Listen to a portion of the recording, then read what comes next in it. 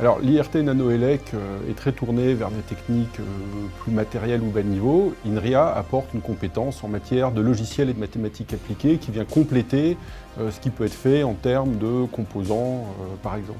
Nous, on est impliqués principalement dans deux programmes, principalement le programme Pulse et plus marginalement le programme EasyTech auquel on essaye de développer notre participation. Alors dans Pulse, on a beaucoup travaillé sur la question de la perception et de la décision pour les véhicules autonomes. Ça a été vraiment notre plus gros projet pendant ces dernières années. Mais on est impliqué dans d'autres projets actuellement. En particulier, il y a eu on a regardé le projet autour de la cybersécurité, par exemple, parce que c'est un thème qui est très actif chez nous, puisque la plupart des failles de sécurité sont logicielles avant d'être matérielles. Et puis, on peut être amené à regarder des sujets autour de la domotique, par exemple, ou de l'accompagnement des personnes non autonomes en perte d'autonomie chez elles. C'est aussi des sujets qui nous intéressent beaucoup.